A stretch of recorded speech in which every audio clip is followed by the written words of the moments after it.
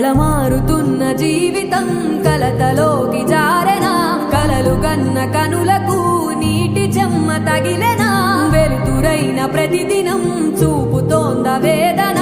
అందమైన బతుకున అలజడి చలరేగెనా ఏమిటి నీ పాపం ఏమిటి నీ నేరం చీకటి ముసిరిందే చిటికల్లోనా తీరదు నీ శోకం మారదు